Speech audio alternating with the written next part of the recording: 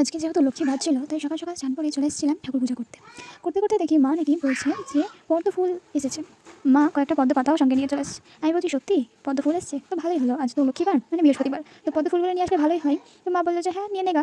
দেখ, ও বাবা কি দেখি, দুটো নিয়েছি ঠিকই, কিন্তু একটা দিয়েছে বড়, একটা দিয়েছে ছোটো। যাই হোক, ওটা নিয়ে নিলাম, চলে এলাম।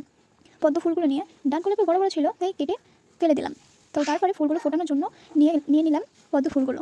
আস্তে আস্তে পাপড়িগুলো ফোটাতে ফোটাতে একসময় ফুটিয়ে দিলাম। তো তারপর কি ভাবলাম যে এগুলো যদি ফুটিয়ে দিই, তো আমার তো খুব ভালো লাগে পদ্ম ফুল।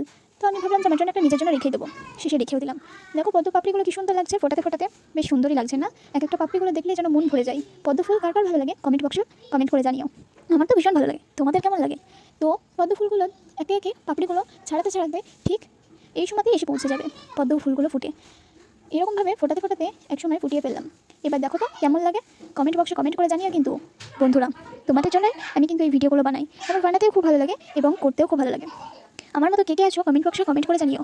আমি পদ্ম ফুলটা শেষে ফুটিয়েই ফেললাম, দেখো কত সুন্দর লাগছে। এরকমভাবে দ্বিতীয়টাও আমি ফুটিয়ে ফেললাম।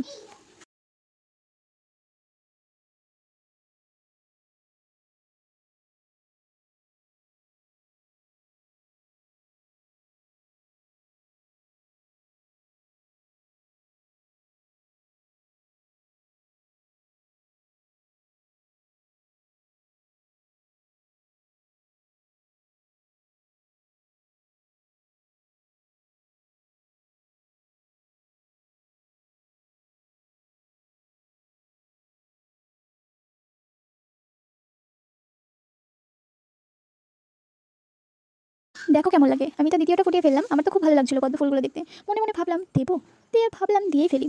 বড় ফুলটা দিয়ে দিলাম শেষে, আর নিজের জন্য একটা রেখে দিলাম। শেষে মা দুর্গার জন্য জবা ফুলগুলো দিয়ে দিলাম। দিয়ে দিতে আমার ফুলগুলো সমস্ত কিছু দিয়ে দিতে লাগলাম। এরপর আমি আমার জন্য নিজের জন্য একটা তুলে রাখলাম। আর দেখো তো আমার নিজেরটা কেমন লাগছে, খুবই ভালো লাগছে তাই না? শিব ঠাকুরকে মহাদেবকে একটা ইয়ে দিয়ে দিলাম। তারপরে দেখো যেগুলো বলেছিলাম আমার মা কটা পদ্ম পাতা নিয়ে নিয়েছে, ঠিক এইগুলো কত সুন্দর লাগছে বলো তো, কমেন্ট করে জানিও। হ্যাঁ, আজকের মতো এই ভিডিওতে টাটা। আবার